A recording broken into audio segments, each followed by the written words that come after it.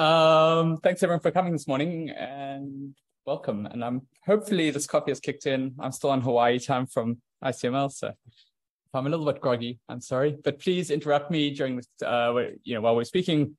We want this to be an interactive tutorial where we can, discuss these ideas.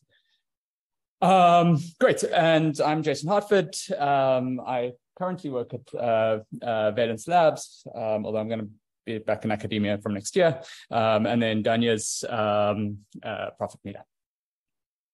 All right. Okay, so AI for science is kind of the big thing at the moment, and I think it's sort of fun to just reflect on the impact that causal inference has had on this, particularly the social sciences over the last 20 years, and we can get a kind of imperfect, kind of empirical view of this by looking at the effect that causal inference has had on the field of economics. Now, economics is kind of a nice place to look at this because they've got an unusual publication culture from a CS perspective. They all try and publish in the same kind of 5 top journals, regardless of their subdiscipline. And so you have this kind of channeling effect where everyone, you can get a pretty good idea of what the field cares about just by looking at what the top 5 journals are doing. And that's exactly what Bryce and Montesinos-Ufer did back in 2019, where they did these word clouds of the 500 most cited articles from AER, QJE, and the Journal of Political Economy. And you can see that like 50s, 60s, 70s, 80s, economics was like a theory-driven field, right? Economic theory was the kind of the main keyword that showed up in abstracts. And then from the 90s, 2000s, and 2010s, like evidence becomes the thing. Evidence from X is the way people are arguing for different ideas, and that was really the rise of what's become known as the credible revolution, and celebrated with the Nobel Prize that went to Angus and Inmans, along with David Card in 2021. And really what that was a sort of a growing appreciation from the field of economics that both observational and interventional causal inference kind of was a valid way of understanding how the world worked, right? And so this is kind of fascinating, right? Economics is a sort of juggernaut of a field that doesn't turn very easily. If you've got colleagues or if you are in economics, you'll know they kind of tend to be pretty staunch in their ideas. And yet they completely change direction in response to this new set of tools. And so as a way of motivating this topic, I think it's worth asking kind of what's the next frontier for this causal revolution. Of course, there's still a lot to be done on tools, observational causal inference is not sort of either or. But one thing that's fun to think about is kind of what's the next field that's going to be transformed by a new set of tools like the ones that we all developed in this, we all work on. But before we do that, I sort of want to talk briefly about why is it that an applied scientist might care about causal inference, right? I think we all have our own reasons, but I think for me, causal inference gives us a way of kind of providing a scientific statement that is testable by someone else, that doesn't rely on when the world is kind of too complicated to model explicitly with, like a physicist would, right? So a physicist is going to write down an equation. You have a sort of dynamical systems worldview, and you can do that in systems that are kind of simple in the sense that we can actually sort of explain the dynamics. But when the world gets complicated, when we have a lot of interacting system bodies, we need a way of estimating things from data, and causal inference gives us, right? And when you do it well, if you've got the right assumptions that things can transport, then a causal effect that's estimated on one data set can be compared to a causal effect estimated on another data set, and we can sort of have testable conclusions, and we can compare these results, right? So we can actually grow scientific knowledge using data, right? Which you can't do with correlational relationships, right? So you have these sort of modular learnings that are sort of independent of the data that we use to collect it, right? So we sort of learn facts about the world. Importantly, when we do this, we assume that the variables in the system are known and observed, or enough of them are observed that we can get ignorability. Okay, so, but in particular, we sort of have access to these variables or some measurement of these variables. Right. Okay, now I want to make a case that I think biology is a sort of nice candidate for probably where the next causal revolution might happen. Obviously, this is forecasting the future. But why do I think that? Well, like economics, biology involves reasoning about sort of the equilibria of cyclic and complex interacting systems, right? So this is, this makes it very difficult to talk about just from a dynamical systems perspective. And biological systems we can view in sort of increasing detail. Like every year we get better and better tools for observing these systems. And we can collect data about these systems at scale, right?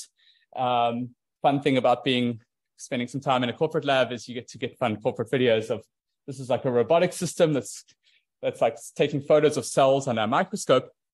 And the other nice thing is we can intervene on these systems, right? So we can apply knockouts, we can apply drugs. So we can perturb these systems in interesting ways. But unlike the social sciences, we don't often get to observe the causal variables directly, right? We often get these sort of unstructured proxies of the systems as images or as gene sequencing or various different ways. So we get kind of signal level data about a system that is complex and interesting and has causal variables under the hood, but we just don't get to measure those variables down exactly. We only get sort of the signal level data. Okay, so I think a fun thought experiment is to say, what would it take to build kind of an AI bench scientist, right? Something that's analogous to the grad student who spends their time in a lab staring through a microscope and reasoning about what's going on in these systems from looking through the microscope, right? Well, clearly we're going to need a system that can kind of see by mapping from images into some abstract variables. Depending on your perspective, either this is like an easy problem for machine learning or a hard problem. And I think in this case, it's a very hard problem because kind of by definition, we're looking at systems that are poorly understood by people. And so these systems we're not going to have like this wealth of labeling that we have for what you would get if you were doing this in, focusing computer vision, where you get like loads of labels for free from the internet. Right. So for images, if we take with our phones, there's thousands and thousands of labels on the internet. For images of cells under a microscope, we kind of just don't have that information. And actually, people are really bad at interpreting these images of cells. So we could kind of, even if we wanted to, it's not easy to get labels for these problems. So that's kind of the setting we're in. And that takes us into the realm of what has become known as causal representation learning. And the term was coined in this review paper by Bonachokov and colleagues. And really, it's a question. It was a paper that was kind of spurring research into this area, asking kind of what is it, if we have signal type data, images, how do we go from that into something like a causal graph? Okay. And that's what we're going to do today. So we're going to start with a review of kind of why is this a very hard problem. And so we're going to look at kind of the negative results and impossibility results. And then we'll review what's become a very active area. So we're going to review a sort of sampling of papers in this area. The papers were chosen kind of because they fit a nice narrative, but not because they're necessarily the best papers in the area or the worst papers. That just, they tell a nice story of the kind of techniques we can do. And then we're going to conclude with some open questions. Okay. All right. I'm going to pause there all right, cool. Okay, so as a warm-up, I did my postdoc with Yoshua Bengio, and so I get to call myself a deep learning person. And so why is this problem not solved by deep learning, right? Why can't we just reach for an autoencoder, which is kind of perhaps the like canonical dimensionality reduction technique? So let's say we get an image that looks like this. which is kind of the toyest of toy problems in this world. It's an image of a couple of balls. We might want to get like the positions of the balls in this image, right? That might be a reasonable representation for what's going on in this image. And as a thought experiment, let's say I train an autoencoder, and I just get exceptionally lucky. The first encoder that comes out, once stochastic gradient descent converge, it happens to pick out exactly what I want. Okay. And so I have an encoder that maps from the image that looks like this. Can you see my? Yeah, good. An image that looks like this into a representation that looks something like this. I have sort of positional information for each of the balls, and then I have some representation of the color, which we're going to kind of ignore for the rest of this talk, but it's there to remind us that we don't just care about positions in images, right? We might have a set of properties that we care about. And then it's an autoencoder, so I have a decoder that maps from this latent space, from this representation space, back into images, okay? And really the only constraint I'm placing on this model is that it reconstructs perfectly. So I've learned the identity function essentially. So the composition of my encoder and decoder is just the original image that I have. Okay, so that's nice, but I could have equivalently learned some arbitrary nonlinear mapping of this space, right? So take any invertible map A and warp that latent space in some strange nonlinear way. Apply the inverse to the before decoding, and because A inverse A is just the identity function, nothing changes observationally, right? So I'm still satisfying the only constraint that I have, which is that I should reconstruct perfectly, right? And so, but now I've defined a new encoder and a new decoder, and their composition also satisfies that, that constraint, okay? So clearly, that's not enough. Just like reconstruction alone without any additional assumptions is clearly too weak. So let's look at the other extreme. So let's just say, maybe it was like, I'm using these crazy nonlinear function approximators. I'm not placing any distributional constraints. So what if instead I said, look, let's look at linear mixing. So we're just going to be in the world of linearity. And we're going to enforce that our latent variables are independent, right? So I'm going to sort of place an additional constraint on what latents I can learn, and that's that they're independent, right? So that would be this model over here. So my observations X are some unknown linear transformation of the latent Z. And we're going to assume these latents come from some independent distribution. So some factorized distribution, okay? And as a causal graph, you can sort of see, sorry, I just want to hide the zoom. The causal graph looks like this. We're just having independence among the latents, and these arrows will correspond to that linear map, okay? And this is a particular distribution that you might have chosen that satisfies this. So we have an independent Gaussian in latent space, and in observation space, we have just sort of linear map of that independent Gaussian, right? Okay. Okay. Now, in this case, sort of kind of analogously to the previous case, we're going to think of identifiability as being equivalent to asking, is this solution set? So the set of Z's and A's that perfectly reconstructs our observations, and also satisfies that the latents are independent. Yep. Are the P's known here? No. No. Okay, so they're all. So yeah. So the only constraint is just that they're independent but not known.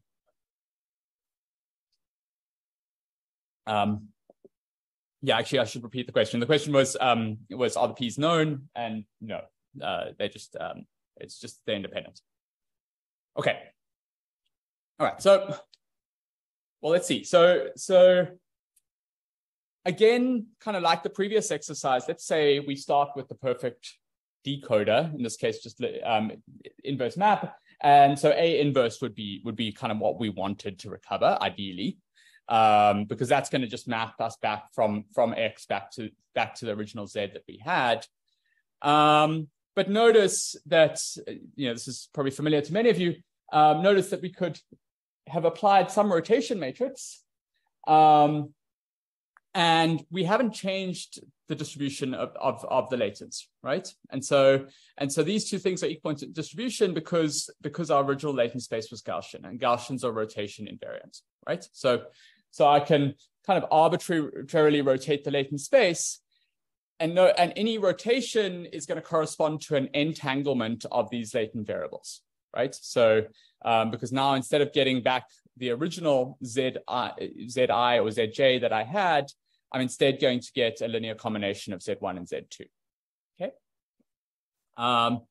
So when the latents are Gaussian, and because Gaussians are rotation invariant, we can perform a change of basis without violating that independence constraint. Okay. And then that's actually for standard Gaussians. Okay. All right. So this is kind of what I've already said. So with Gaussian latents, we don't recover Z1 and Z2. We instead get this linear combination of Z1 and Z2. And from this example, it's kind of clear that there's some ambiguity is going to be unavoidable, right? So in particular, permutations of the latent variables seem unavoidable. I don't know the particular order that was used in the data generating process. So at best, I can hope to sort of recover Z1 and Z2 up to a relabeling. And similarly, scaling, the sort of units of measurement are going to be, scaling is going to correspond to the units of measurement of the latents. And so any scaling of the latents is kind of going to be unavoidable. But what we would like is for each coordinate that we recover to be up to permutation scaling equivalent to what we had originally. Okay, does that make sense? Cool. All right, so let's try this again with a different latent distribution. All right, and so same exercise, same thing we did before, except now instead of having a bivariate Gaussian as the latent distribution, I'm going to have a Gaussian, and I'm going to have a uniform distribution in along the y dimension. And so observations are going to look a little different. And now again, let's start with start with the inverse map, and then ask what happens if we did a rotation of that. And here things look a little different, right? Here we get a sort of something that's observationally detectable, which is that here I'm inducing a dependence between these two latent variables if I try and rotate it, right? So that's dependent. We've now got a set of independent latent variables. With that rotation matrix, it's dependent, and there we've got an independent latent variable as well. Okay, so it was kind of in the previous example, the Gaussian distribution being rotationally invariant was the thing that was causing us a problem. And so probably the most famous results in this area is ICA, which was the first to observe this, which is that if you rule out the Gaussian case, then you can actually recover these latent variables. So because Gaussians are the only distribution that are rotationally invariant, as long as at most one of your latent variables is Gaussian, so this example would be that case. The Z1 distribution is Gaussian. You can recover the correct rotation up to permutation and scaling. Okay. All right. Okay, so that was the linear case, but that's clearly quite different to what we motivated with, which was sort of identifying images of cells and those kinds of things. So, the world is not a linear function of latent variables. It's often much more complicated mapping from the latent variables. So we're going to want to generalize this. And the most natural generalization is to try and relax that linear mixing function assumption. For now, we'll keep the independent latents. We're going to drop that later as well in the talk, but let's start with the independent latent setting. And we're going to always assume that at least this mapping from latents to observations is injective. Okay. And so what that basically says is that if I see two identical images, it's going to correspond to the same latent variables. Okay. All right. So just as a sort of picture example, sort of what we'd want from an image like this is like as I change colors of the latent variables, well, we have a data generating process that looks like this, where I can change the colors or the position of this ball, and I get a corresponding image out. And what we'd want is something like an encoder that maps to variables that are at least equivalent to color and position up to some equivalence class. So like permutation and scaling, what we saw before would be nice. Maybe we won't get that exactly, but that's the sort of thing we want. Okay. All right. So why is this hard? So let's imagine again, do exactly the same exercise we've done a couple of times now. So imagine we had a really nice encoder that does the job that we wanted, right? So we have an encoder that maps, an image like this into a 2D latent space where this is sort of color along the horizontal axis and position along the vertical axis. So we get different balls mapped to different colors, and then we get different positions as before, right? So this encode is kind of doing what we want, and this distribution that we happen to map to is non-Gaussian and independent, right? And so because we're enforcing independence, it satisfies that independent latence constraint that we had before. And so it's sort of within the hypothesis class, within the sort of allowed class of functions that we're allowing. And we don't have to worry about rotations because we learned now that because we've got non-Gaussian latence, we can correct rotations, right? We can rule out rotations. So then you can say, well, these latents are just the output of a nonlinear decoding, nonlinear encoder, right? So is there some other nonlinear transformation A that's not rotations, because I'm now allowed nonlinearity, that sort of gives us the same distribution but entangles these coordinates, right? So previously rotations were the source of problem because we were just in the world of linear maps from X to Z, and now we're allowed any arbitrary nonlinear transformations. Kind of, can we satisfy those same independence constraints with some nonlinear map and entangle these two coordinates? Okay, is that making sense? What we want? And honestly, it's like not obvious to me. I don't know. Maybe just, if you've seen the construction, maybe it is obvious, but not obvious to me that I could sort of entangle this, keep that same distribution without violating something, right? So what we're going to do is we're going to construct such an A explicitly. Okay. Okay. So we'll start with just with the identity function, and okay. So we can always map. So given that latent distribution, by just applying the CDF of that latent distribution, so this is like an element-wise function. So it's applying a CDF of the horizontal of the Z1 component to Z1, apply the CDF of Z2 to Z2. I can always map to uniform distribution on the 0, 1 square. And so this is just like an element-wise transformation that I can apply. And then I can map, given a distribution on the uniform square, I can then map to a standard Gaussian, right? So this is just the inverse CDF trick, right? So I can always kind of, given a sample from a uniform distribution, I can create any distribution, and in particular, I can create a standard Gaussian by applying the inverse CDF, right? So these are two element-wise nonlinear maps that I can apply. So apply the CDF and then apply the inverse Gaussian. And now Gaussians are rotation invariant. So I can rotate that Gaussian. So now I've changed my basis, right? So I've now entangled Z1 and Z2. And then I can map back using the CDF of the Gaussian. And that gives me something, again, on the unit square. And then I can map that back to the original distribution that we have by applying the inverse CDF of the original distribution that we have.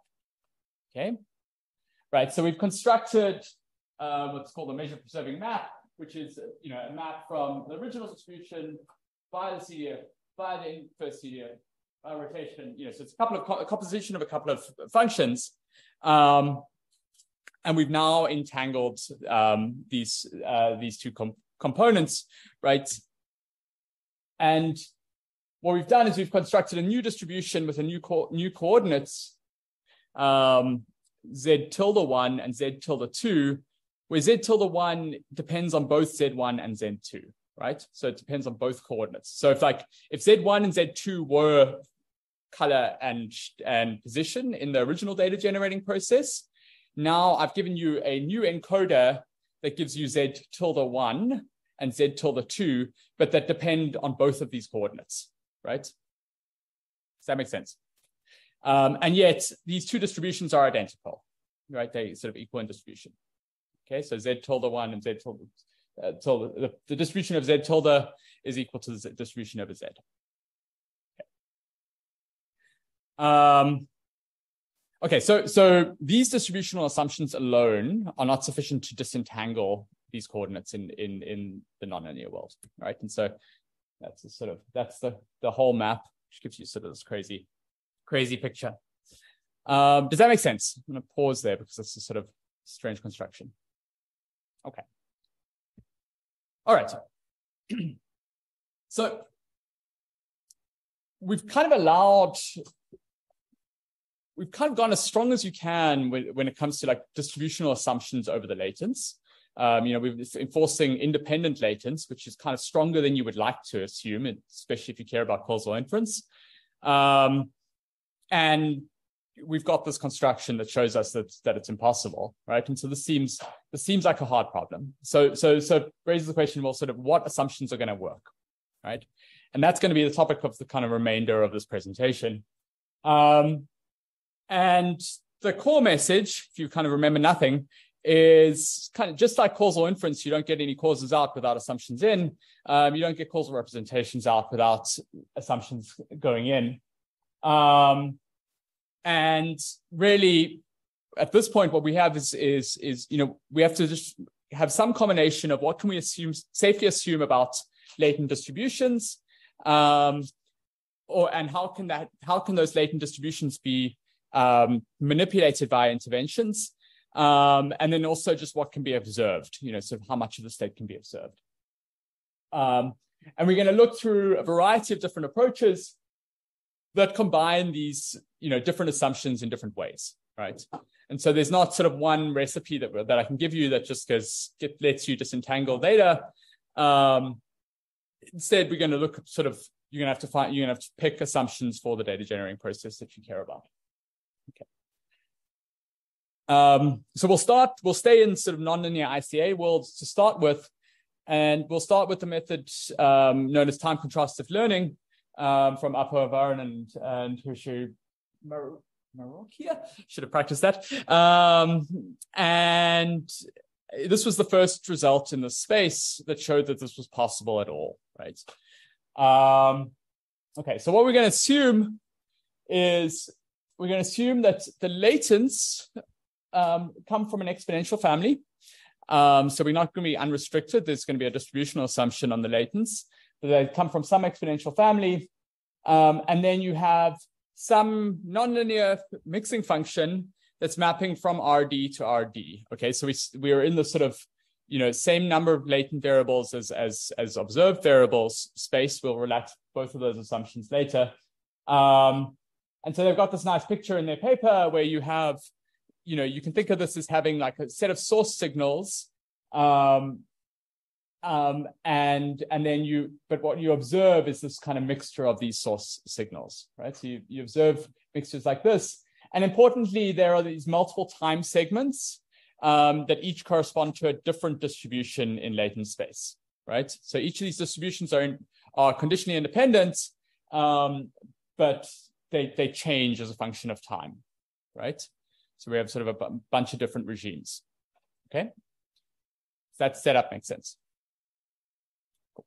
Okay, so the method that they propose is take a nonlinear feature extractor like a neural network that takes these observed signals as input, runs them through a neural network, and classifies which time segment it's in, right? So you just divide up your sequence into sort of equal size bins, or use some prior knowledge about what the bins should be, but just for simplicity, just say equal size bins. And train a classifier that's going to predict which time segments it's in.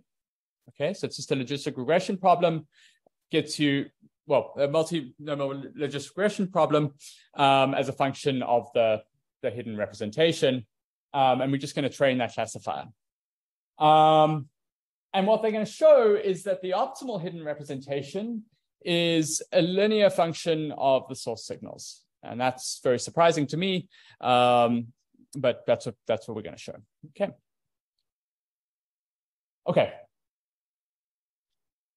All right. So it's kind of the interesting part is, why does this work?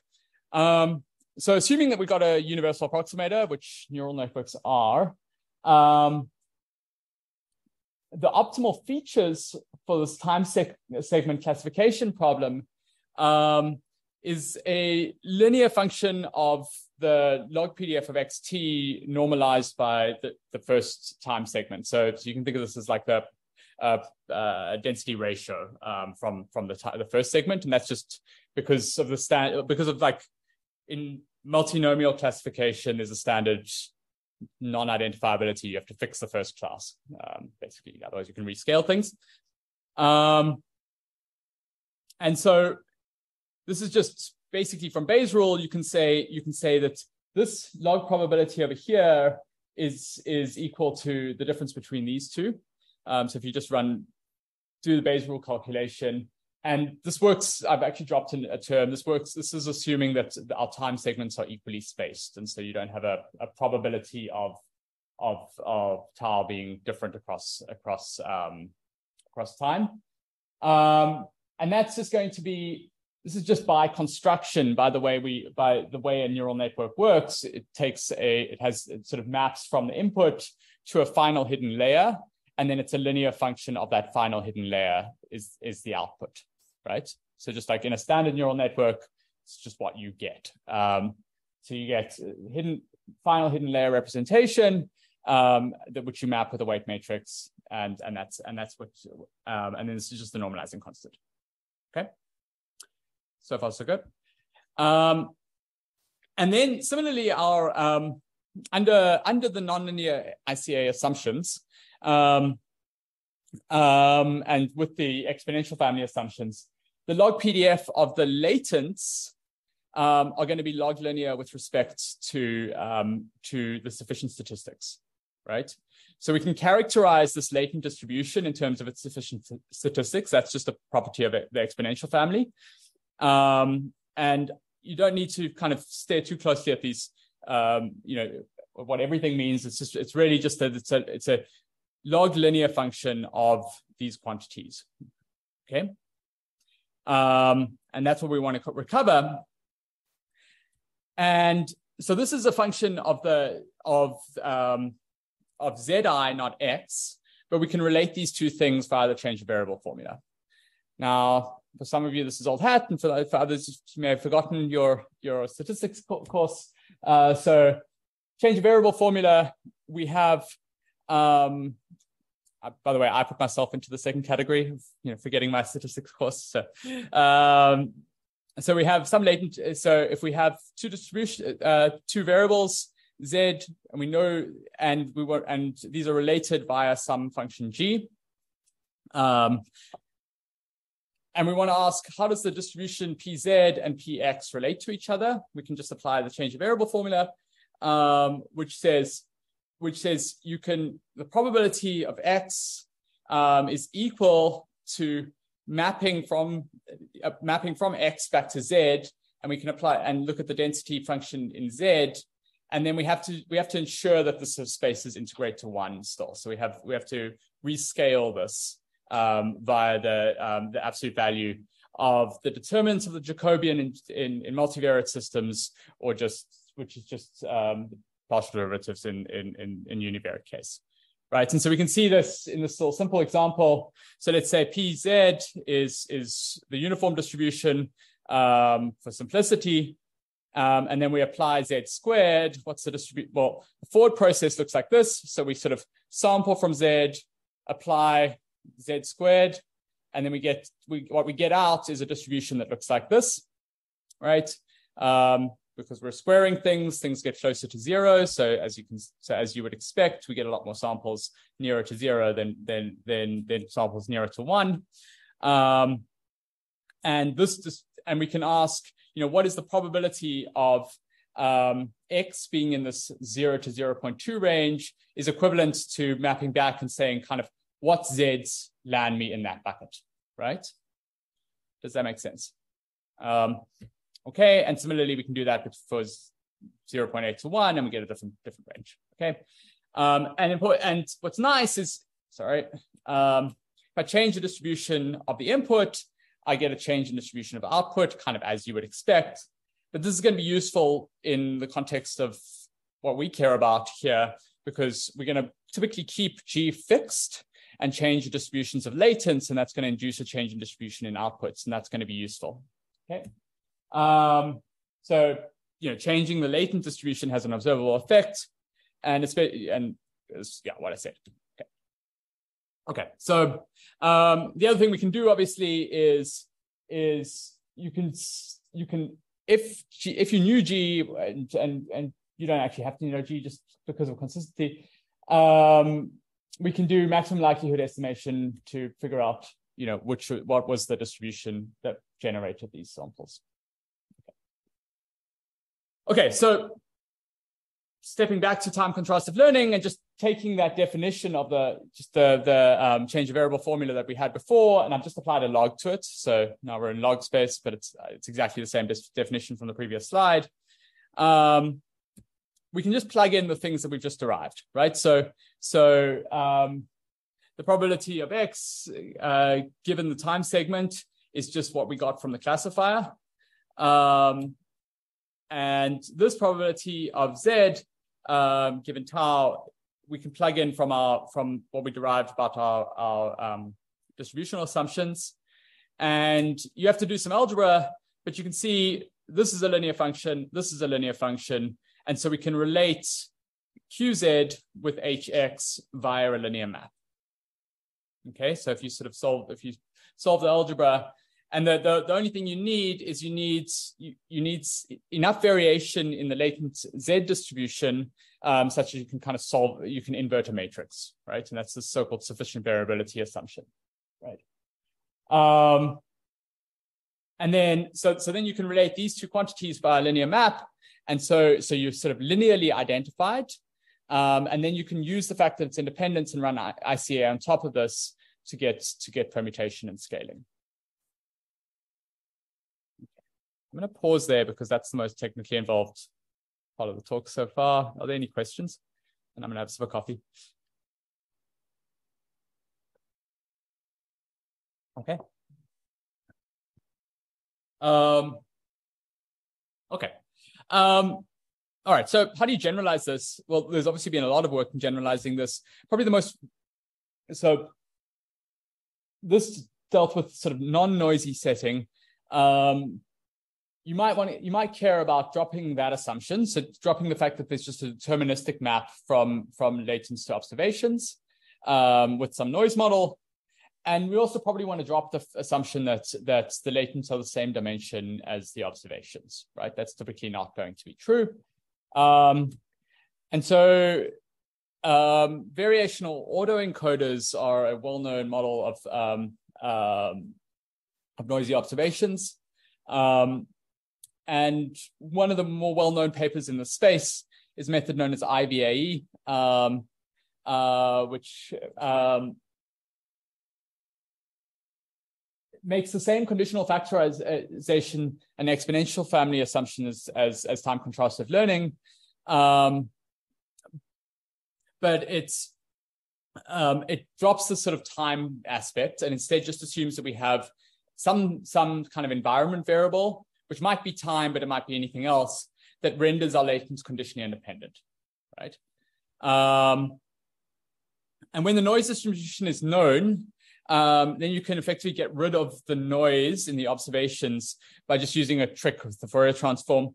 And what's new to IVAE is that if you have higher dimensional sufficient statistics, that's useful for pinning down permutations and scaling. So we're not going to go into detail about how it works, but essentially you can get analogous results to what we saw in time contrastive learning with variational autoencoders by using the right prior.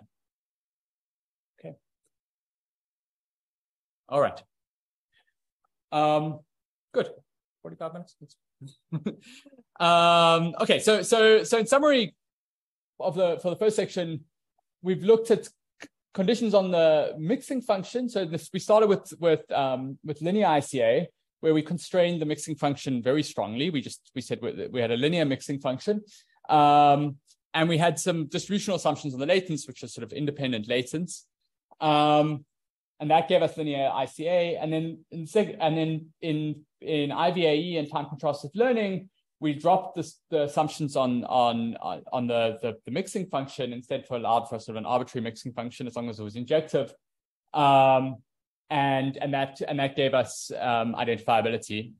And kind of the strategy, not in a not precise way, is kind of the thing that we really did was we forced our model to make linear parameters linear in some sense. There was a constraint where we sort of knew that exponential family gave us something that was linear in its components, and then we used sufficient variability. And then we also used the geometric signature of independence, right? So that gave us a sort of a basis. So that's the end of this first part. I think we're going to take a short break now, and then Dhanya will take over the second part, and we'll look at sort of filling in other parts of this Venn diagram. Okay. We don't have to recap a lot based on what Jason just said, but let me just kind of quickly review the landscape. We've talked about the settings where we're exploiting the strategy on sufficient variability and using some part of the system that the latent variables are linear in, and we're going to enforce these constraints and get identifiability. Okay, so now we're going to look at a different strategy. Now we're going to use auxiliary data in the form of task labels. We'll also use assumptions about sparsity. And we're going to, in the process of doing all of this, constrain the decoding function in ways that will then give us identifiability. So what I'm going to do is motivate this with a concrete example. We started with this idea of wanting to make our AI scientists that's able to study biological systems. So let's kind of go back to that land a little bit. And suppose that we have some task of interest here, right? So we are interested in understanding how macromolecules like proteins might affect some sort of disease phenotype. This is, based on truth. It's hard to measure things like protein levels. So these variables, these causes of interest are going to be latent for us. And we're going to switch things up a little bit. So far, when we've been looking at nonlinear ICA, we've had that the latent variables cause our observations. Now we're just going to assume that the observations cause the latent features. Nevertheless, this idea still, a lot of the non-identifiability will remain, and we'll see that we're still going to have the situation where our feature extractor is going to recover some latent variables that are dependent on the observations. So what might we want to do here? As before, right, we're going to put on our sort of modern era deep learning hat and say, well, we can kind of do like we did with the TCL idea. We're going to use a very flexible function, a neural network, to act as a feature extractor. We're going to feed in these gene expression samples. So given a cell line, we're going to have measurements for a lot of genes. That will be the input to this neural network. We're going to get some latent feature. And let's say we will train a linear classifier on top of that to predict the disease phenotype. And the output of the feature extractor, we're just gonna think, can this act as a reasonable proxy, as a reasonable substitute for the true latent causes that we would like to discover? Okay. So suppose that the true model really is a linear function of the protein levels. Okay. So the lesson that we've seen thus far is that the optimal encoder, the one that takes the optimal feature extractor that actually maps gene expressions to the true protein levels, and then the true linear coefficients that then recapitulate the disease phenotype, this is in the space of our solutions. So that's good. But that's not a unique solution. There's going to be a lot of other solutions that equally minimize prediction in this context, but that are not the correct feature extractor. So what are these things? Just like Jason showed, in this case, what we can do is we can apply a rotation to our feature extractor. And when we learn the weights can just learn to undo that rotation. So same story as we've seen before. So we know already that we're going to need more constraints on this modeling process in order to get identifiability. So what other learning signals can we use? And one that we're going to talk about now is this idea of using multiple environments or multiple labels. In this case, we're going to imagine that maybe we have the disease phenotype, but across a whole variety of species, or maybe a whole variety of cell types. We're still going to stick with this linear outcome model, but now we're going to have per environment linear coefficients. So the way to think about this is maybe, okay, for each species, the way that the proteins affect the disease is going to change a little bit. The mechanism itself will vary a little bit, thereby giving us these per environment linear coefficients. Okay, now, if these linear coefficients across environments are not going to be related in any way, well, this isn't really going to help us in identifying our feature extractor. So we're going to make a very particular type of assumption that the environments are related via a known tree. And I'm going to explain all of this in detail, but we'll start with this picture. So we're going to assume that in environment 1, which is the child of some kind of root environment. So maybe the way to think about this tree is something like the phylogenetic tree that relates species. Okay, so we start with some kind of root species. And in our first environment, which is a child of the root environment, we're going to say that the coefficients, the true function that relates proteins to disease phenotypes is going to use the root environment's mechanisms plus change it with this delta offset. Okay. One way to think about this is that we have the mechanism that we begin with in this process, and the mechanism evolves a little bit to get us to species number 1. Now we can kind of take the same idea going down the tree. So in environment number 3, we will use the linear coefficients from the root environment, but we'll evolve it using 2 different offsets. Okay. So we allow it to evolve into W2, and then that changes into W3. But we're going to use a really crucial assumption, and this is where sparsity comes in. We're going to assume that these offsets are 1 sparse. So the way to think about this is that only the way that a single protein level affects disease phenotypes can change across environments. Okay, this is really crucial. So this mechanism that relates our Zs to Y evolves across environments, but only very sparsely. Okay, so just to kind of summarize this new model that we're operating in, the parameters of this model are going to be the linear coefficients of the root environment, W0. And then we're going to collect all of these offsets along the arcs into a matrix delta. And these are the parameters of the model that we would like to learn. Okay.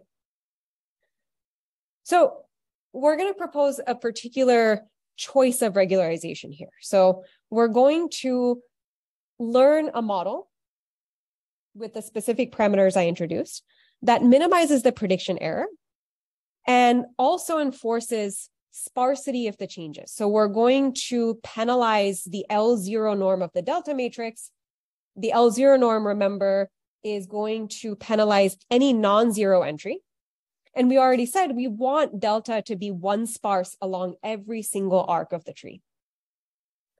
Okay, this is nice, but why would this help us get identifiability?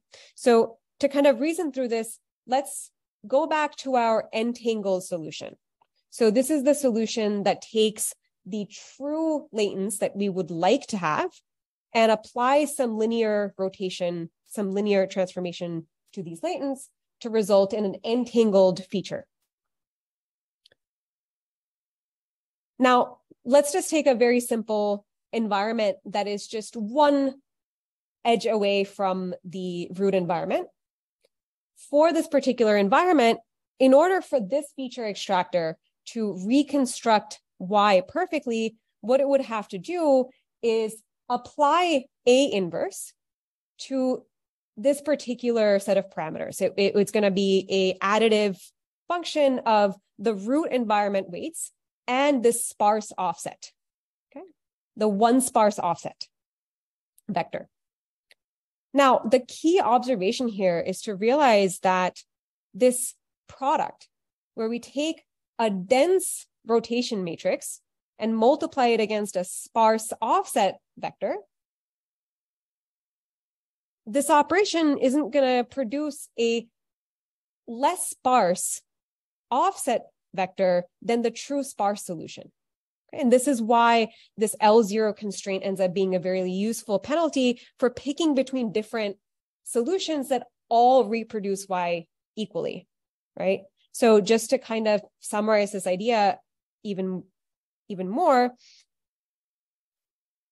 when we have this kind of sparsity regularization while simultaneously trying to minimize prediction error, what happens is that the solutions that minimize this L0 penalty are going to be those that recover the true latents up to some scaling and permutation. And again, just to kind of go back and see this one more time, this is just because it is hard to undo a dense rotation and maintain the same degree of sparsity as the true solutions. Right?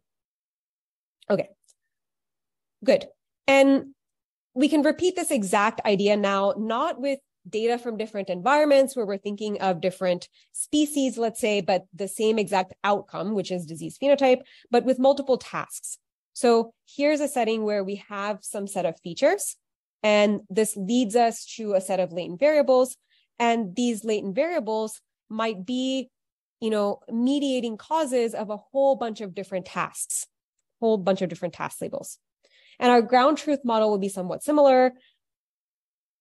Crucially, we now assume not that the evolution of the label is sparse, but that the way in which these causes relate to each task is sparse. Okay. So just to summarize, this graph kind of illustrates this. We have a setting where each task truly is just a function of a subset of the causes.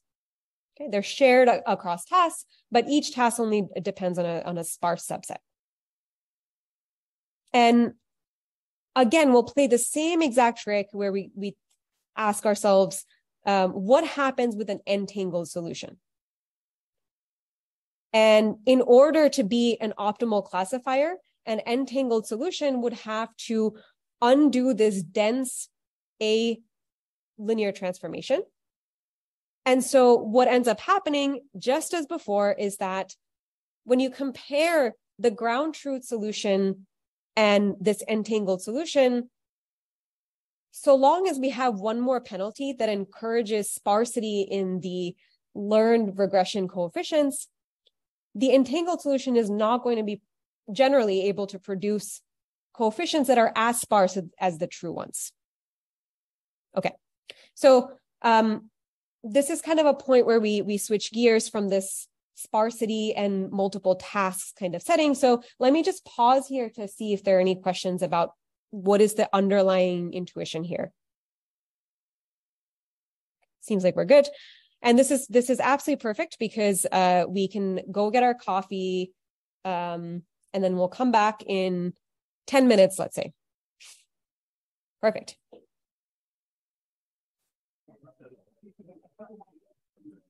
Okay. So now that we're all nicely caffeinated, let's get started once again. Okay. So let me just kind of recap where we left off, right? So the first part of the talk, we reviewed some results talking about how just this idea of learning representations that manage to capture our observational data, that task is highly underspecified.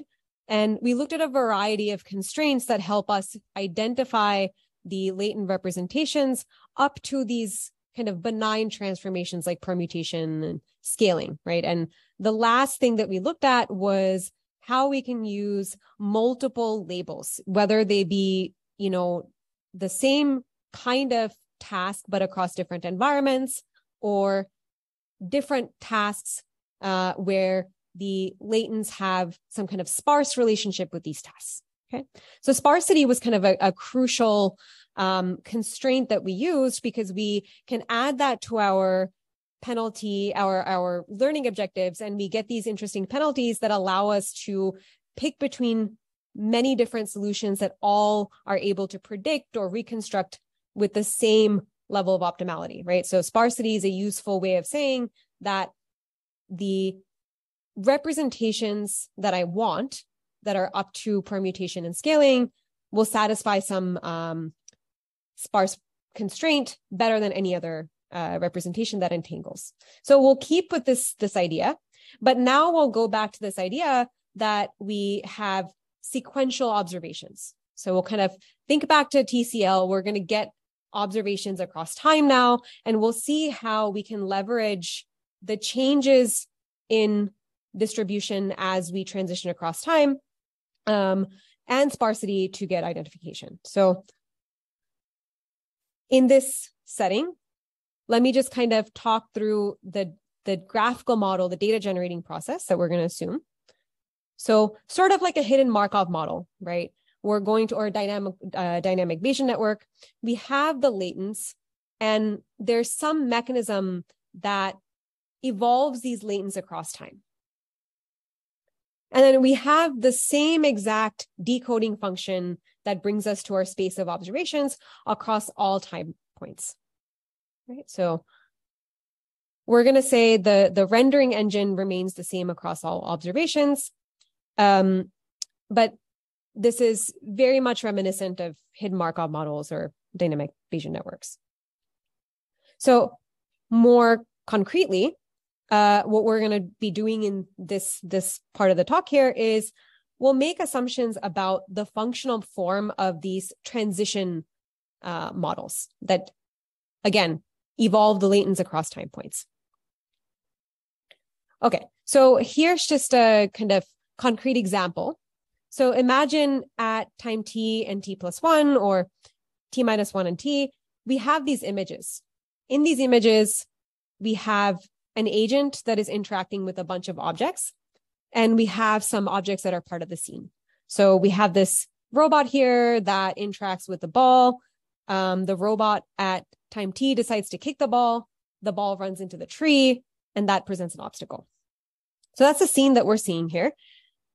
Intuitively for us, we might expect that the salient causal variables in the system are going to be the ball's position, the agent's position, and the tree's position, and maybe other properties of these objects. So how we're going to model this, evocative of that idea, is we are going to have a model in which the causal variables of interest are going to affect the next time point, the causal variables at the next time point.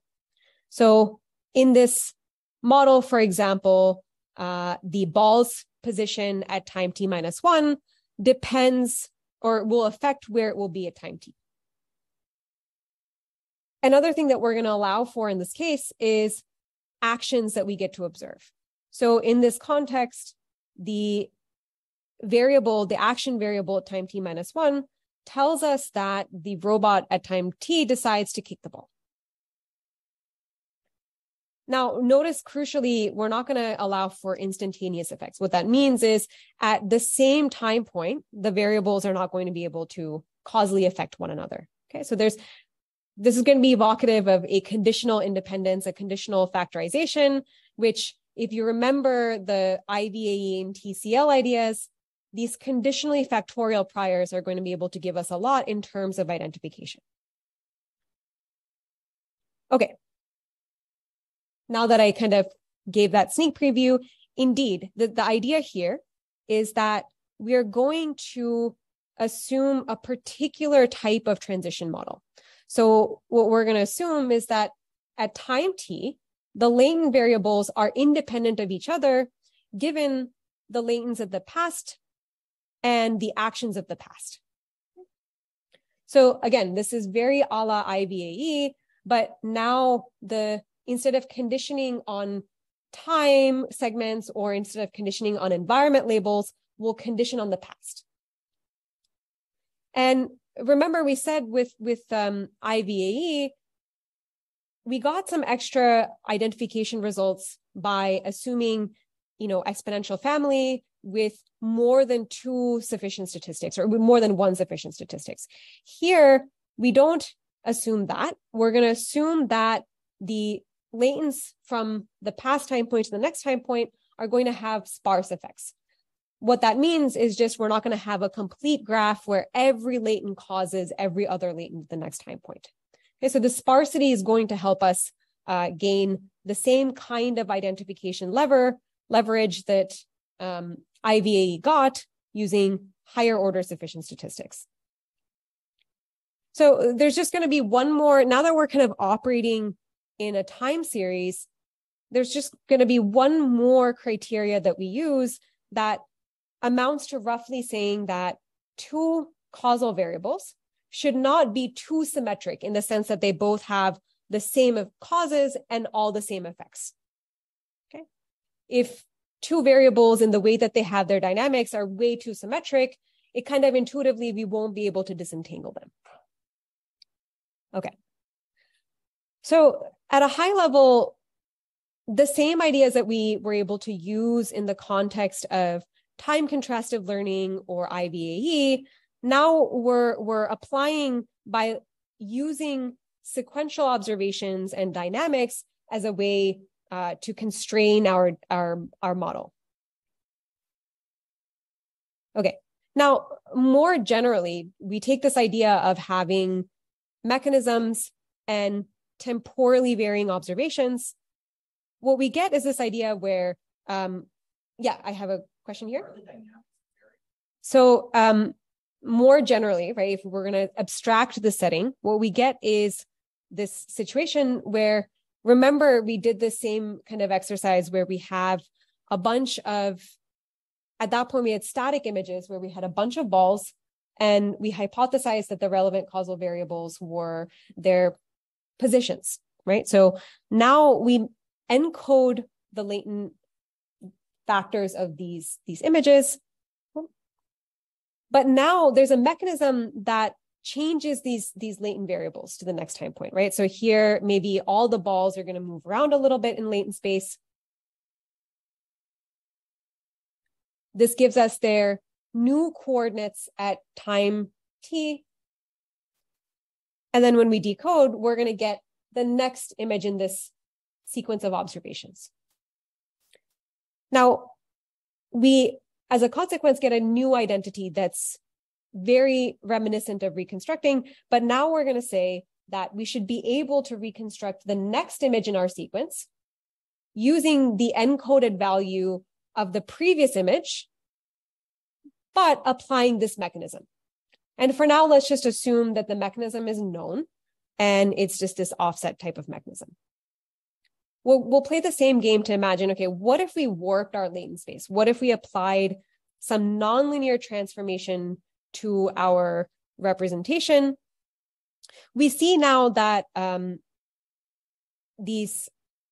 the latent space of the next time point, the coordinates get mapped very differently, right? And we don't get to decode to the same exact image as a consequence. So, I mean, mathematically, what happened is that we applied a nonlinear transformation A to the encoder at time t-1. And we found that this A does not commute with our mechanism M. Therefore, we can't get A and A inverse next to each other to cancel out and give us the identity. And so we won't be able to decode perfectly. And this is a useful constraint from the representation learning perspective, because now there's an observable implication between sort of the right coordinate system and the wrong coordinate system. Okay, now this is a really useful insight to notice that, okay, what went wrong is that the arbitrary warping that we applied to our latent space does not kind of commute with this mechanism operation, therefore allowing us to decode perfectly. But what if it did, right? So here's an example of a transformation that we could have done to our latents that does commute with the mechanism. So in this case, this is just a shift operation that changes where these balls began. And these kinds of operations are equivariances of our mechanism M, right? That is to say that they commute with this function. And now we're kind of back to our same non-identifiability. Okay, so what's really interesting is that this is one source of non-identifiability that we're seeing, equivariances of our mechanisms. But interestingly, Jason and co-authors showed that this is in fact the only source of non-identifiability when the mechanisms are known.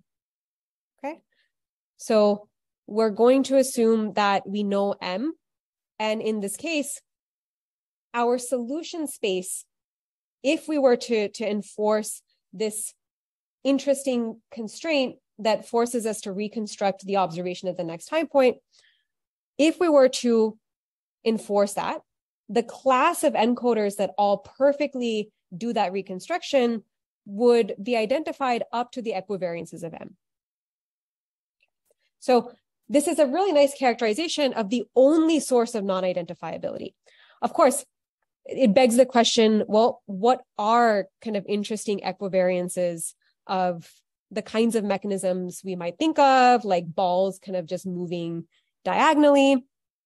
And just to give some examples, a lot of the things that we've talked about so far do tend to be equivariances for a lot of physical systems. A lot of physics-based equations will be equivariant to changing the order of the latent variables, for example, or rescaling, changing the units of the latent variables. Okay? So permutation and scaling tend to be equivariances of a lot of physical systems.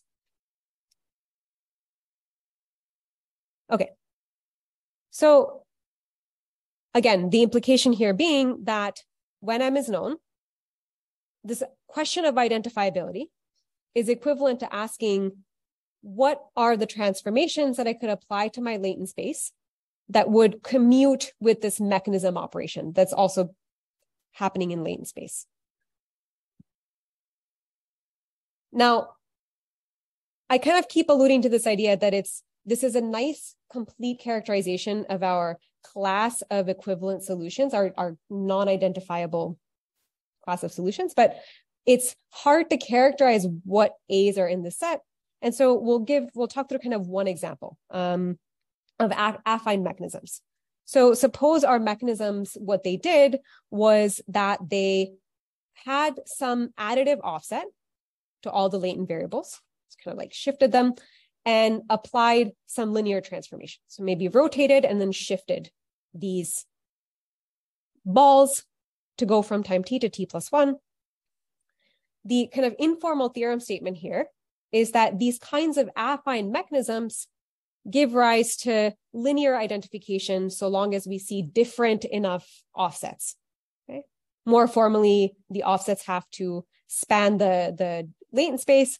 But at a high level, what I kind of want to go back to is this idea that we've already seen, right, of finding something in our data generating process in which the true latents really are linear, enforcing that linearity somewhere in our modeling process.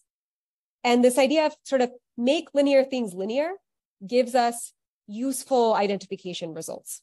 Okay? So this is how to kind of view this result is in sort of a more unified view of the identification results that we've seen so far already, where remember, we had to make all these assumptions about the distribution of Zs being independent.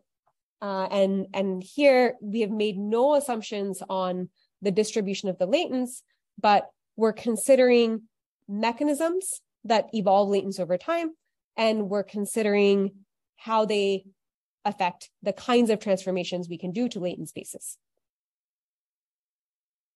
Okay. We're going to remain in this sequential observation setting. And if we don't know the mechanisms, or we're not willing to assume knowledge about the mechanisms, what can we do? And in some settings, we may actually get to observe interventional data. And I'll say what I mean by that. Okay, so suppose that we, again, get observations in a sequence. And here what we have is some kind of first-person egocentric view of a scene. There's a microwave here, and at time t, the agent decides to open the microwave, and now we get a new scene where we see what's inside the microwave. So this open object action is some agent's intervention on the system, right, that changes the next observation that we would see in this sequence. So the graphical model here, right, we still have this idea in our minds of a hidden Markov model or a dynamic Bayesian network. We are going to have some latent variables that affect the latents at the next time point. But now we also may observe the fact that, or we know, we may not observe, but we know that each of these latents could have been intervened on by some other agent at any given time point. So, okay, during the break, somebody asked me a good question about, well, these things are latent. What does it mean to like intervene on them? And what I want to emphasize here is we can imagine that like a different agent had control over the system, they intervened, but now you're another agent viewing these observations, and you may not know exactly what the latent variables are and exactly what variable was intervened on, but you have knowledge that interventions could have taken place. Okay, these interventions don't have to be independent. So it may be the case that whenever somebody interacts with a microwave, they also are interacting with a drawer in the room. And what we do observe are going to be these regime variables that tell us about associated interventions across time. Okay. And we're going to allow these regime indicators to depend across time. And one more level of complexity will allow the interventions at time t and these regime variables to depend on the state of the latent variables at the previous time point. Okay. So this is the setting, and I want to just kind of highlight that the interventions in this case are going to be binary, and that's really crucial. The way to think about this is every object has kind of two dynamics, right? There's what it does in the observational case. So if you kind of leave a microwave alone, it just sits there, right? It's observational distribution is sort of that it just sits there. If you interact with it, there's a fixed thing that you can do, which is open and store. And of course, change the time, but we won't worry about that. Okay, and I'd like to kind of just advertise that this setting is very new. In fact, this will be presented at UAI this year. So if you're here for the rest of the week, I highly encourage you to go see the talk by Philip. One of the other co-authors is in the audience here. So please do go talk to them and check out this work. But here, we're just going to kind of give a high-level intuition of why interventions in a sequential setting, particularly binary interventions, help. So at this point, we'll get kind of tired of seeing this conditionally factorial prior again and again, but that's good, right? This repetition is kind of crucial to highlighting how fundamental this idea is. So this system implies a useful constraint, which is that the causal variables at any given time are independent of each other, given the variables at the previous time point and the interventions. The interventions are unknown, right? So we are just able to observe the regime indicator that says, okay, well, which kind of interventions happen concurrently or in an associated way. But remember that these unknown interventions are a function of the regime and the causal variables at the previous time point. So why does this help, right? And keep in mind, again, that the interventions are binary. So just to kind of illustrate this, and again, this is going to be in Philip's talk. Highly encourage you to see this. We're just kind of going to take an intuition from the paper. Assume additive noise models for these causal variables. So each variable is determined by its mean function that depends on the binary intervention and its parents from the previous time point, and there's some additive noise. So we characterize this distribution by every variable's two different means, right? There's an interventional mean, and then there's some mean that it takes when it is in its observational state. So in the observational state, we're going to just kind of visualize this with just two causal variables and just the simple axis here. In the observational state, both variables have their means at the center, at the origin of the axis. When we intervene on, let's say, causal variable 2, we get a new mean for it. When we intervene on just C1, we get a new mean for that variable. And with joint interventions, we get back to those same two means. Okay? So again, this is where this binary interventions becomes crucial. So binary variables, two states, and this distribution can be fully characterized for every variable by two means. What happens if we've rotated the variables, right? We change their bases. Now they're entangled. We can consider all of those same exact interventions that we can take here. So we intervene on the ground truth C2 variable.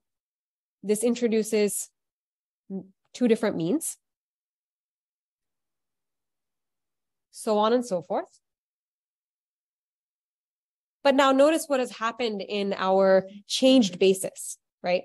For the ground truth interventions that we can observe, in the rotated basis, every variable has to be characterized using three means, right? So this is going to be our observable implication that separates sort of good solutions from non-desirable entangled solutions, is this idea that we can characterize the distributions of each variable using two different kind of states. Okay, so of course, in higher dimensions, we're going to need a few more assumptions to rule out any corner cases where even a rotated solution may be characterizable with the same number of dimensions as the unrotated solution, but we're going to kind of move on from this idea to see another way in which interventions may be useful. So again, go see Philip's talk and go talk to the authors. But the crucial idea here is that we had sequential observations, and maybe at any given time point, an other agent besides us viewing the system could intervene on the causal variables, thereby kind of creating two different dynamics, modes of dynamics. Now, what about if we take sort of static interventions? So this is more like getting almost data from different distributions, right? One in which maybe some robot decided to do a particular biological experiment. They do some kind of experiment, and you get a bunch of images of cells based on that experimental protocol. And we get these observations after some fixed amount of time. So we're not going to get sequential observations. We'll just get a pool of samples.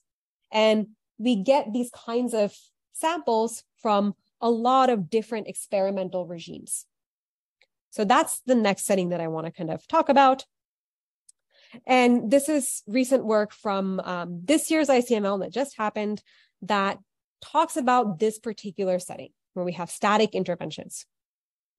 So the key idea, so we're just going to kind of go through the key intuition here, is that if we're just willing to, for now, assume that the decoding function is a polynomial, then what we really have to worry about is, once again, the fear that we can rotate the basis and still reconstruct the observations perfectly. Okay, so with polynomials, again, rotation is going to be our main source of non-identifiability. So what this paper, what the authors suggest, is two kind of different modalities that we can do. So one, we may observe data from hard interventions in which some variable is fixed to some constant value. Okay. So why does that help? Why do hard interventions help? Well, it's kind of, you can visualize this in your head a little bit, but what an intervention does is it changes the distribution of one of the latents to a point mass where we picked the constant, right?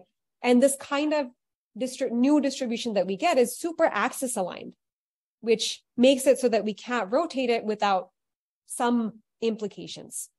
So in this case, we know which variable got intervened on. We don't know what value, but we'll force the encoder to pick some constant to map this particular latent dimension to, and this gives us our constraint. Now, what about non-hard, not these hard kind of interventions? What about interventions where maybe all we do is we just change the mechanism of a latent variable? Okay, so we don't fix it to a constant. We just change it from its natural dynamics to a different dynamics. Then what can we do? And here's where we're going to use this idea of looking at the support of the variables and looking at the shapes of the support in some sense. The idea here kind of deviates from testing independence. Okay, so on the left-hand side here is like an independent Gaussian distribution for two variables. Of course, if you kind of look at the support that we have shown here, it's this nice independent support. But notice that actually in the right-hand side, we have a dependent distribution. But if you look at the support of the two variables, it's still this nice box. It's still clear that Z1 and Z2 have independent support. Of course, there's some assumptions we need for this to happen, including sort of compact support. There's certain overlap assumptions that force us to observe Z1 and Z2 in kind of their full state space. But interestingly, Yixin Wang and Michael Jordan introduced a new metric that tests for this kind of independence of support idea. Okay, so again, not testing independence of distributions, but essentially testing to see if the support of two variables kind of does indeed form this nice box that we can't rotate without testable implications. Okay, so independent support is something that we can still leverage when we do soft interventions, because soft interventions, so long as it satisfies certain criteria, can still give us these nice boxes that we can't rotate without some implications. So we may not want to sort of assume this polynomial mixing function, this decoder that's polynomial, right? And so there have been a lot more recent work in giving us alternative assumptions. And one of these alternative assumptions is assuming that there is a linear causal model that governs the latent variable. So notice here, this linear SCM is over the latents Z1 through Z4, and we're going to allow ourselves to have any nonlinear mixing function to get to our space of observations. And a lot of this recent work shows how you can use contrastive algorithms to recover these latent variables up to permutation and scaling. And this is building on some very, very new work in this space. So again, no causal inference, no sort of identification without assumptions. And we may ask ourselves, both this polynomial decoding as well as having to assume that the latent dynamics come from a linear Gaussian model.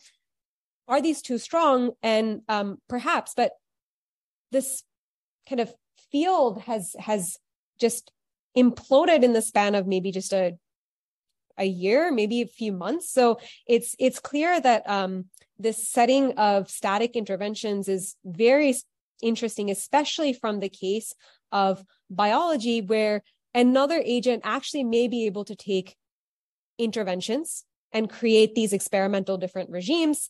And this setting seems to be quite useful because we don't need pairs of samples. And it's, we're going to speculate that it's likely that we can actually probably further relax some of these assumptions.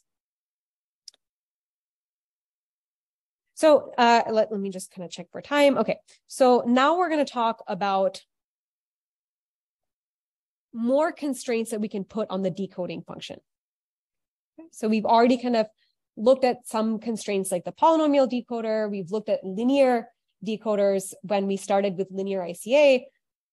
We'll stay in nonlinear land, but we can look at alternative kind of decoding constraints that will come in the form of sparsity. So to kind of ground this, let's think back to a standard deep generative model where every latent variable potentially is a causal parent of every observation component, right? In a sparse decoding model, which is going to be an alternative, there's a key assumption that we make, and that is the existence of what are called anchor features. These will be components of the observation that depend on a single latent variable. Okay, I want to just kind of highlight, we're not going to rely on knowing which observation component is an anchor, just that they exist. Okay. To give a concrete example, imagine that we have genes as our observation space, and maybe pathways are our latent variables. And what this anchor assumption amounts to is to say that there's going to be some genes, not all of them, just some, that are maybe a function of a single pathway. Okay.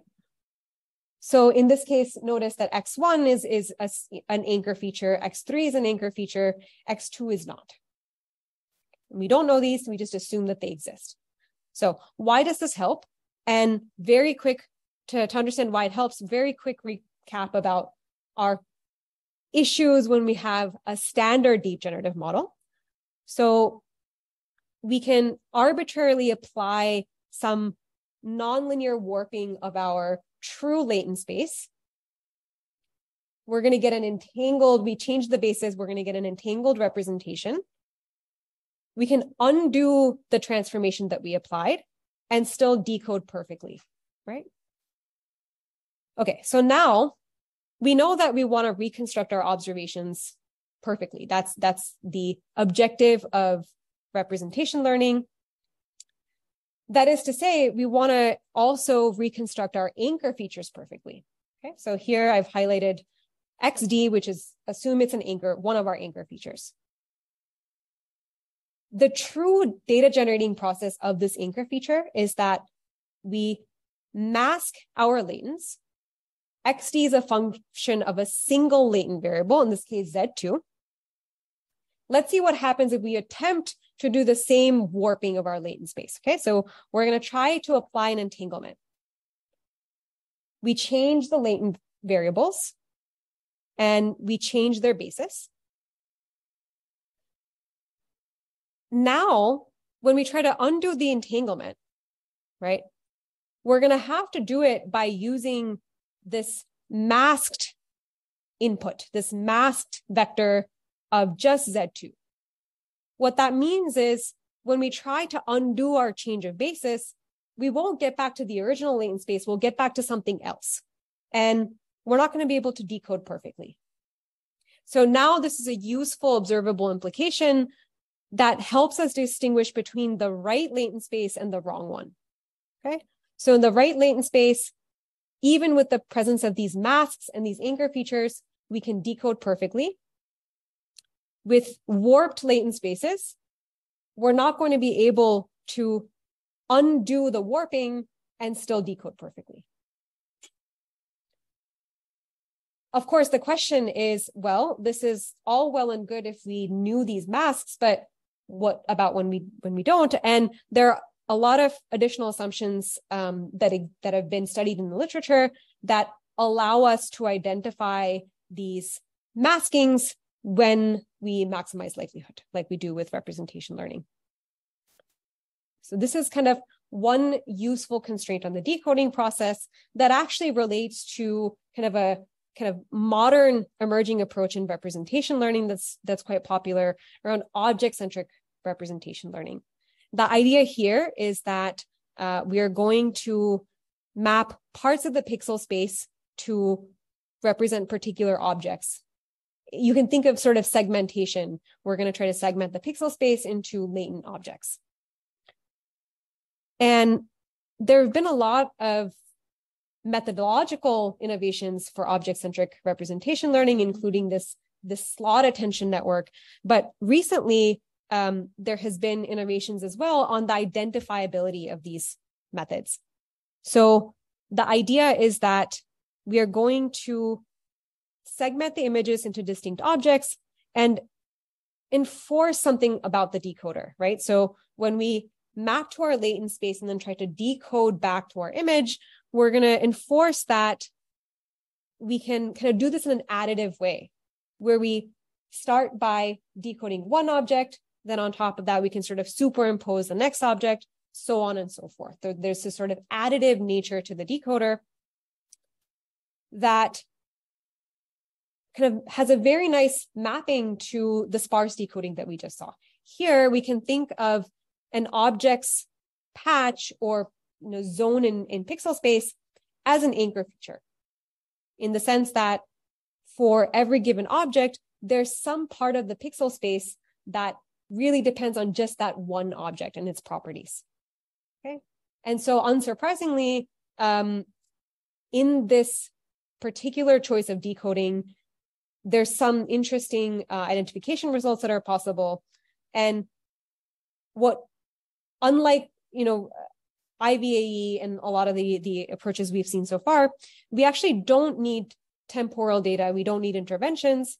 We can use IID data, but we're going to make a specific choice about the decoding function. So it's constraints on the decoder that gives us this property.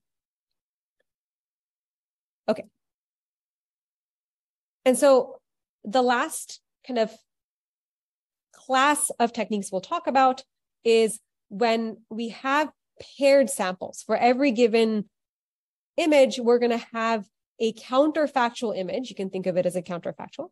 That is that image with some of its latents perturbed. So let me give an example of this. So, imagine you have some control mechanism, right? Literally here is a controller, and we're going to change the latent variables potentially in a sparse way. But we want to be really clear. We're changing one latent at a time, and we're keeping all other latents fixed. But this does not mean that the observations are going to have sparse changes between them. right? So for example, imagine if I changed I had a scene, I changed the lighting of the scene. That's a sparse change in latent space, but in pixel space, this could be a very dense change that affects a lot of the patches of the image. So why are sparse changes in latent space useful? The picture that I really kind of want to evoke is that of kind of axis aligned changes like we saw when we talked about those binary interventions, right? So in this case, what we want to do is learn an encoder such that we can apply just a sparse change to the encoding to get back to a latent that allows us to decode the paired observation. Okay. And of course, in the ground truth encoder, this applying a sparse offset is possible, and we'll get back to the solution, the true paired image. And for the same reasons that we saw, that we can't necessarily apply a rotation and get back sparse solutions, we can't have an entangled encoder and expect a sparse offset to give us the same, the sort of latent that results in a sparse perturbation. Okay, we kind of saw this when we talked about those multiple environments that are related according to a phylogenetic tree. And the idea here is just that with permutations or scaling, you can apply sparse offsets and get back something that's sparse. With rotated encodings, you can't expect to reconstruct just as sparsely. So when we have offsets that are one sparse and we have sufficient variability, we can identify the latent variables up to permutation and scaling. If we have joint perturbations on a bunch of variables, so now these offsets are k-sparse, then we'll get identification up to kind of entangled blocks. And this sort of makes sense. So if you have an object that, you have a bunch of objects, you can move any given object in both x and y dimensions, then you won't be able to disentangle x and y coordinates for any given object, but maybe you can disentangle the objects themselves. Okay. So we've kind of picked a sampling of what we think are sort of exemplar papers from all these different categories that we talked about today, the different ways of imposing extra constraints on our data generating process in order to get identification of representations. There's a lot of fantastic papers that we just didn't have a chance to cover in today's tutorial. And we really hope that you'll go and have a look at them, as they're all fantastic papers. Okay.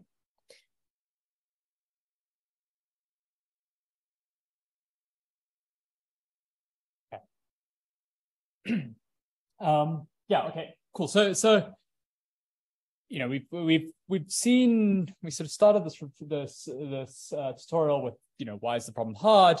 We've seen some examples of what we can do, but I think honestly, like, there's still a lot that we need to solve before we can make these methods practical. And I want to highlight some of this in these sort of open questions, and sort of what are the challenges of trying to apply these methods, what are the challenges that we need to overcome, and what are the areas for future research. So, all right. So I think probably the most challenging question when you're trying to apply these methods, well, actually, these are all challenging, so I'm not going to try and rank these. But one very challenging thing is what are these causal variables that we're trying to apply? So we've kind of asserted that there are a set of latent variables, and they are decoded. And I think that's probably true, but we've then said, okay, well, we can perturb them in different ways, or we can we've made different assumptions on how they relate. And so it raises the question, what are the right causal variables? And when we're no longer in a world, there was a world sort of 5 years ago, 10 years ago, where you might say, okay, well, I want the set of independent factors that explain my data. That was a sort of perspective that was popular with variational autoencoders.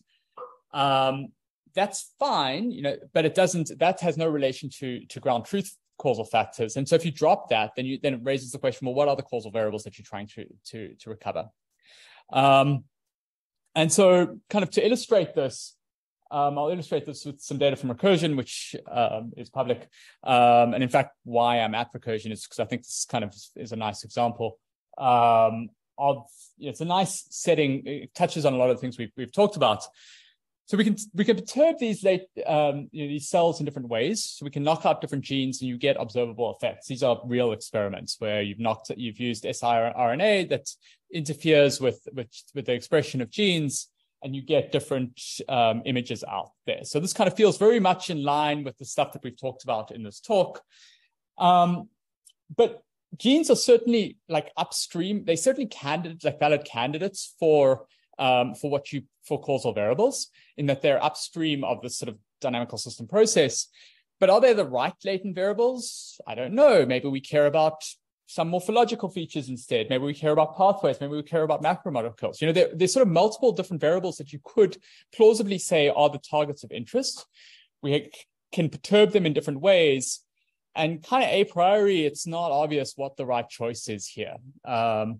And surely, this is task dependent, but I think just being a bit more careful about what we as a community mean by the latent variables, I think is worth doing. In particular, we also assumed, injectivity. We're going to come back to this in a moment, but in genes, it's not clear that all of them have an observational effect. Okay. One nice kind of answer to this, or at least partial answer to this question, came from Citrus, which was a precursor to Biscuit, which we talked about in detail, where they talk about multidimensional causal variables. And they have this nice example where you have a ball that can kind of be in either box 1 or box 2, and we can intervene to push it in box 1 or box 2, and then it has an XY coordinate within the boxes, right? But our interventions only allow us to shift us between boxes. And you can kind of think of two candidate choices of representation. Option 1 is we sort of say you're either in box 1 or box 2, and then you have a relative XY coordinate within the boxes. Or option 2 is you just have the absolute position of the ball, right? And you might say, well, look, I want, the absolute position of the ball. That's sort of, that implies the first representation. But notice that we can only intervene to switch between boxes. And if our interventions only allow us to do that, maybe the choice of the correct representation, in fact, the choice of representation that Citrus argues for is that we should actually just define our latent variables as a function of what we can intervene on. So we sort of think of the variables in the system as the systems the variables that we can perturb, and then the relative to position then gets pushed into we're not in control of, gets pushed into the noise variable. So Citrus shows, so in the Citrus paper, we sort of have, as we've seen before many times, we can map from observations into latent variables. And now we posit that there are these multidimensional causal variables of interest. And then we have a noise variable where we're going to shove everything else.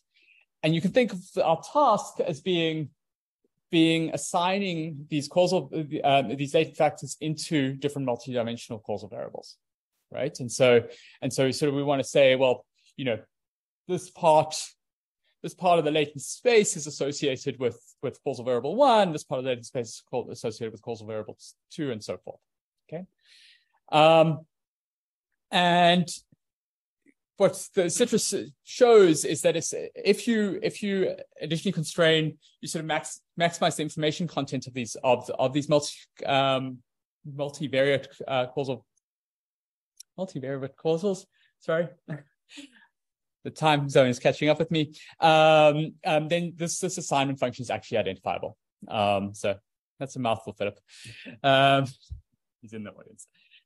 Okay, so a second thing that I think that this area needs to connect with better is there is prior work on abstractions, right? And so if we think in this gene setting, we might have a set of genes, say gene 1 and 2, that have effectively the same causal effect on the image, that maybe they form part of the same pathway.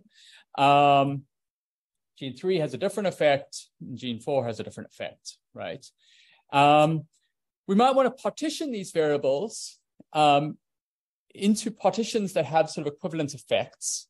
And that takes us into the world of causal feature learning, right? So we can think of the genes as being microvariables, and then we're gonna partition these microvariables into macrovariables that collapse them based on what their sort of interventional effects are. So sort of anything within this partition of microvariables is in an equivalence class based on its effect, right? So I think the connections between causal feature learning and causal representation learning are sort of understudied and should be, there's more work needed. Abstracting causal models as well. All right, and finally, as I said, not every gene is going to have an observable effect on the cell, right? So even if you, and particularly, we're not necessarily going to, from sort of an identical image, we're not going to be able to tell you exactly what the gene expression of each gene was, right? So injectivity requires that if I see two images that are identical, they have the same expression. If my variables are the genes, then if I have two identical images, they should have the same expression level, right? Here we go, mathematically. X1 and X2 being equal implies that Z1 equals Z2. Okay, and for a lot of systems, that's just not going to be true. For a sort of simple example of this, it just shows up in objects. So if you have sort of multiple objects, we can permute these objects around and we get identical images. So we have sort of an equivalence class of images that are all identical in pixel space, but have different. But if you represent the latents as a Euclidean vector, they're identical. But kind of more generally, we're kind of aware that this injective assumption is restrictive, but non-injective is kind of too vague to be a useful definition. It's just ruled out a nice class of functions. So it's worth asking, what are the classes of problems that we're actually interested in if we want to go beyond the injective assumption. And so Dhanya and I have done some sort of preliminary stuff on this space, but this is more here just to spur conversation. So if you're interested in this, we'd love to have a chat. And I'm going to start, this kind of almost goes into the realm of philosophy. So I'll start with, pretend to be a philosopher and start with a quote from someone born 2,000 years ago, where Democritus says, but in fact, nothing that we know from having seen it, for the truth is hidden in the deep. Now, why did I put this kind of obscure quote up? Democritus was the founder of, was one of the first people who was recorded to have posited the existence of atoms.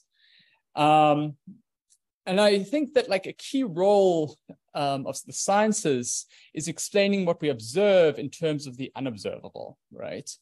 And so we motivated this whole talk by saying, what would it take to develop an AI bench scientist? And then we've said, look, we're just going to concentrate on the injective setting, which is, this problem was hard enough. So I think there's good reason for that. I don't want to, but in some sense, like the injective setting is just thinking about things that there exists a mapping to the associated variables. And our goal is just to kind of rule out, make it unique, find sort of settings in which we can identify these latent variables. But really, a lot of what a bench scientist does is, look at a system and try and posit what must be going on that we can't see directly in order to explain what's going on in the system. And I think that's a kind of challenging tension, and sort of how do we get to that is not clear at all. Okay, so have I said what's on the slide already? So we want scientists that are able to propose and reason about these sort of latent variables. And we also need to be able to sort of like invent variables that describe unobservable factors. And it's not at all clear how it happens. So one thing we can do if we want to think about this is split apart this latent variables and like explicitly parameterize this mapping from latents to observations with a view variable, right? And in some sense, this is just like making it kind of partitioning our latent variables into two different sets, but this is going to be useful for talking about what we mean by different classes of beyond injectivity settings. Okay, so you can think of the view very explicitly as like parameterizing a camera. That's like it's a sort of very concrete example of that. So, you know, I can move the camera forward and backwards. I can change which direction it looks at. And this is obviously useful in like egocentric views, like we saw with Philip's biscuit paper. Or we can think of it kind of more abstractly as being, you know, different assays that you could collect for a biological system, right? So we could take a photograph of cells under a microscope. That's a cell painting assay, or we could get gene expression. And these things are going to tell us different things about what's going on in the underlying cell state, right? And there are multiple different assays you could measure, right?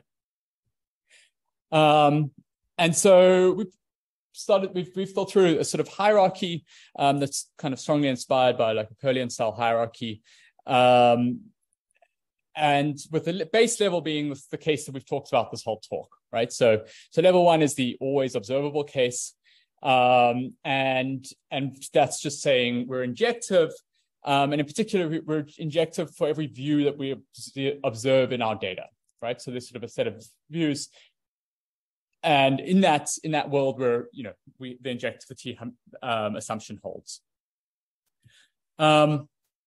The second kind of natural generalization of this is saying, well, we might care about occluded observables, right? So these are variables which, under the right view, we would be injective with respect to, but in our data, we didn't observe that, right? So sort of when an object is occluded, there is a sort of counterfactual view where we could have seen that object, but in the factual view, we did not see it. Okay, so that's a sort of natural. So this is just a definition of what it means to be occluded that also works in a more general setting. So you could say, well, you know, maybe I can't see the expression. I'm not injective with respect to all genes expression in this image. But if I were to add a sort of expression assay, so an RNA sequencing assay, you know, then I could see everything in the cell. So we're sort of generalizing the notion of occlusion to also include these different assay types. The third level is kind of more challenging to think about, but I think also a very interesting level, which is settings where there is not a view where we can observe these variables directly. Okay, and so what I've got over here is some pollen cells bouncing around on a slide under a microscope. And this is the source of the name Brownian motion, some of you may be familiar with. It was originally described was originally in the context of these pollen cells bouncing around. And the reason they're vibrating like that is because atoms are bouncing off the pollen cell, the sort of water molecules are bouncing off the pollen cells, and that gives them the Brownian motion. And it took Einstein to recognize, to posit the existence of atoms, to show that, you know, this explanation that invokes atoms was in fact the correct explanation. But you know, at least at the time Einstein was working, there didn't exist technology that you could kind of view the atoms directly. There wasn't a powerful enough microscope to see individual atoms. And so you had to sort of appeal to the existence of these things that are not observable in order to explain the dynamics of the system. Okay. Maybe a simple example is just like if I'm seeing a video of someone walking in the wind or cycling a bicycle in the wind, The video doesn't tell me that there's wind. It's just the effects. The wind is just, you just observe the motion. And we know that there must be this external force that is kind of putting a pressure on the person. But there's nothing in the pixels in the image that tells me about the wind. It's only in the sort of motion that we observe, right? And so we call this an unobservable because there's no view in which injectivity holds, but it has observable effects if it's the case that intervening on this unobservable factor changes the distribution of observations. In causal graphs, often ancestors are going to be unobservable in this sense because they're not going to be injective with respect to the image. They're just going to have interventional effects, right? And then just because that in some sense maybe feels like it captures everything, I just want to sort of make it clear that there exist examples that are not, that sort of don't, that are, a level even higher. And this, I don't think we want to make any claims about, right? So I don't think there's any hope of saying anything about. And this is like an unobservable with no observable effects. A fun example, which is now very familiar, we made these slides a couple of months ago, it wasn't that familiar, is outpainting. So if you've seen these examples, you can take the girl with pearl earring, and we can ask it to ask DALL-E or any of the stable diffusion or any of these image generation images methods to sort of imagine what the rest of the scene was. But intervening on the latents associated with this to say, well, what happens if there was an elephant in the room, has no observable effects in the pixels that we actually observed, right? So we can imagine things, and this is something that there are definitely settings where this is useful, but it's purely sort of an imagination exercise. It doesn't have any testable conclusions on the things we actually observe, right? So we can sort of imagine what the world might have been like with things out there, but it doesn't change our observations. And so this is kind of things we don't care about, definitely, whereas level 3, I think is still something where we would like to be able to say something about.